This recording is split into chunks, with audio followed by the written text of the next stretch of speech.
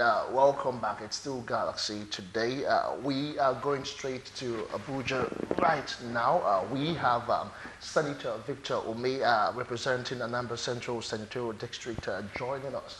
Senator, let us take you back to what happened at plenary some days back as regards the issue of service chiefs. You had some concerns. Can you just bring us up to speed as regards that?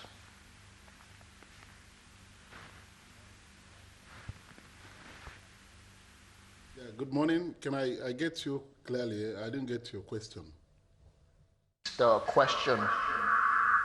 Let me repeat the question. At plenary some days back, you had some concerns as regards the president's appointment concerning them service chiefs. In your opinion, that the appointments were not a reflection of the federal character. Can you just explain to us more?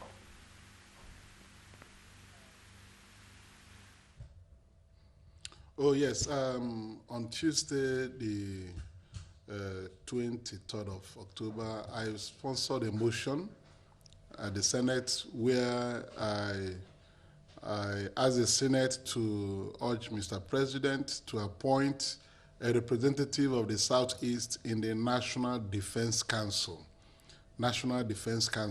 and also National Security Council. These are two separate councils, the National Defense Council and the National Security Council.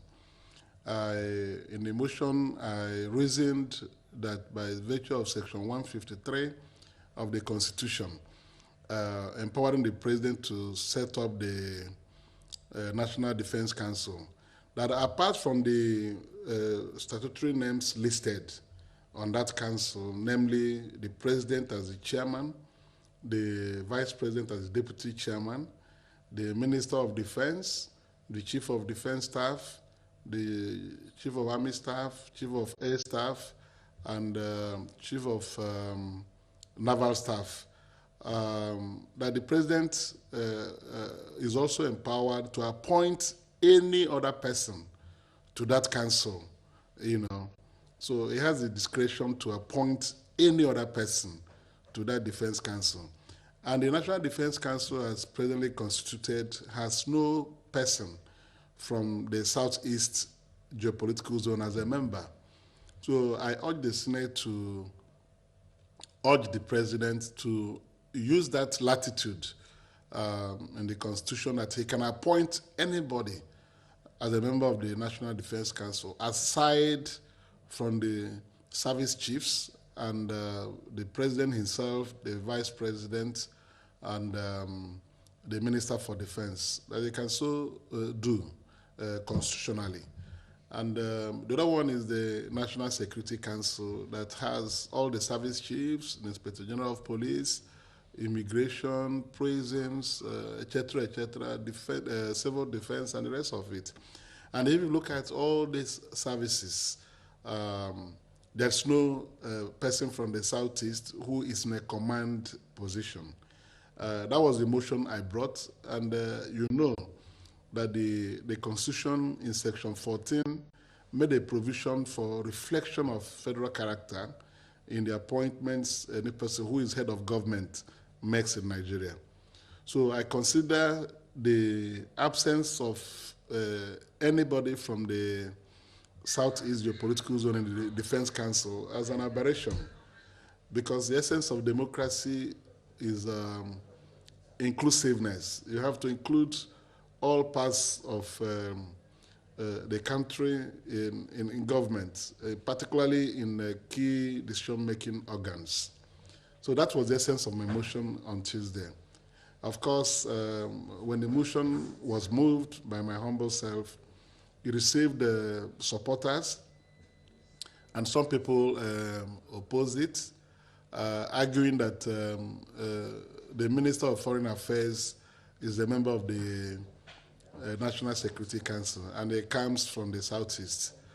I think that does not address the motion completely, because one is that the National Defense Council is a separate council, and there's nobody from the Southeast who is a member. But for convenience, those who referred to the membership of the Foreign Affairs Minister and the National Security Council to oppose the motion, decided to make noise out of it. But my motion was clear. Appointment of a representative to the National Defense Council in one leg, and a representative in the National Security Council in the other leg. Having security chiefs being part of the National Defense Council will help address the current insecurity issues in the country.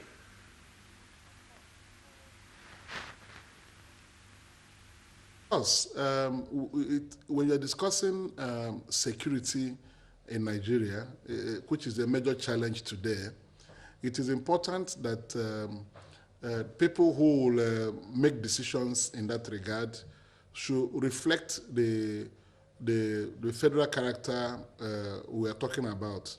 If there is nobody from the Southeast geopolitical zone that sits in the National Defense Council, where important security issues are discussed, the tendency will be that the real situation of security in the Southeast geopolitical zone will not be reflected in the decision-making processes.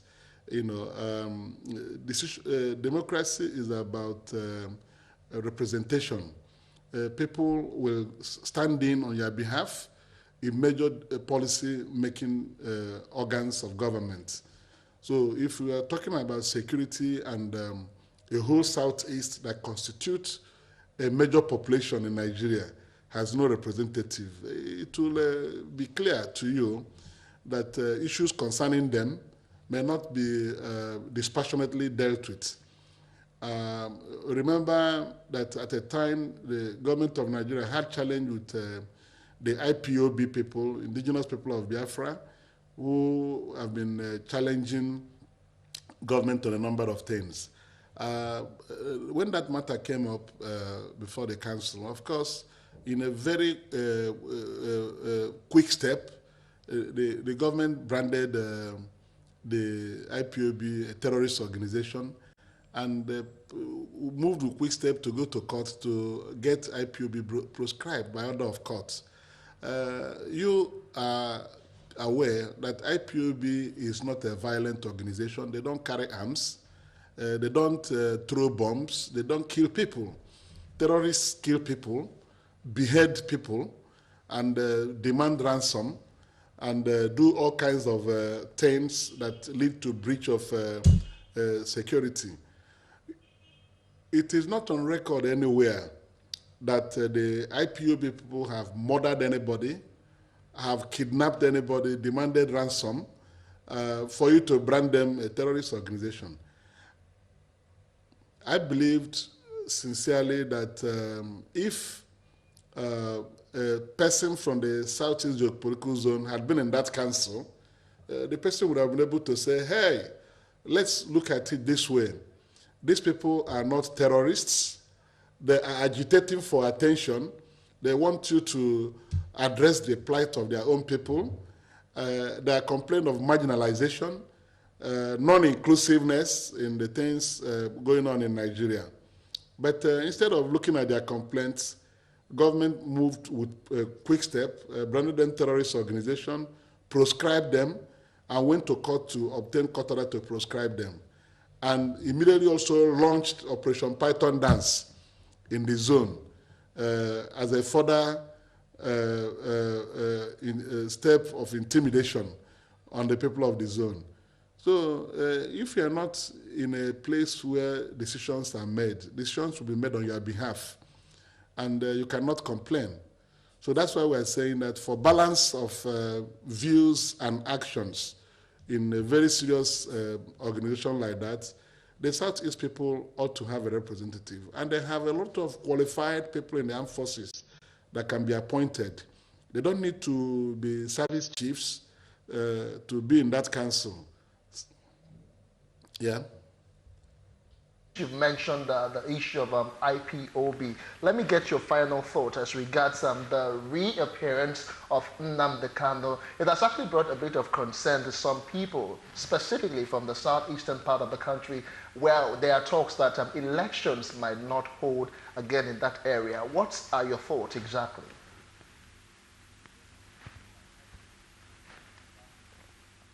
Well, I think people are hyping that just to receive attention. Election will hold in the southeast. We're going for general elections. Ahead of the 2017 governorship election in Anambra State, there was an order purportedly made by IPOB for a boycott of that election. We came out and told our people to participate in the election, to vote, and they came out and voted. The election was not disrupted by IPOB, and the governor was re-elected for a second term. So this time around, people will say that, oh, they're saying the election will not hold in 2019. Election will hold in 2019 in the whole of Southeast, and we are mobilizing our people to take part in that exercise. One is that if we boycott the election, it will not prevent Nigeria from electing a president in 2019. And the Southeast is part of Nigeria with well-structured governments that are constitutionally set up. We have 5 state governments in the Southeast. We have 5 governors. We have National Assembly members from the Southeast sitting in the National Assembly here in Abuja, like myself. We have members of the House of Reps from the Southeast sitting in the National Assembly in Abuja here, like myself. So there's no truth to that claim that the Southeast people will boycott the election. We know the consequences of boycotting an election. Nigeria is an entity that is in place, and Southeast is part of Nigeria. If people are complaining that they don't want to be part of Nigeria because of neglect and marginalization, it behoves on the government to change their attitude towards the people. Dialogue with them and assure them that they are part of Nigeria, and government will not discriminate against them. You know, the opposition to the motion that somebody should be appointed a member of the National Defense Council from the Southeast goes to show you. It gives support. It gives support to the agitation of those IPO people that they are being marginalized. So they would have simply allowed that. The president would have appointed a member. We have so many generals in the Army, Armed Forces, Air Force, Navy.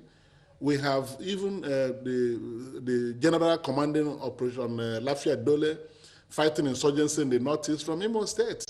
That's a gallant officer. The president can appoint such a person into the Defense Council. So if that is not done, it will continue to create this feeling of alienation and neglect and isolation in the affairs of government in Nigeria. And that's what my motion wanted to address. We do appreciate it. We've been speaking with the senator representing Anambra Central constituency at the National Assembly. That's Senator Victor Umeh. Many thanks for sharing your thoughts with us on Galaxy today. We do appreciate it. All right, well,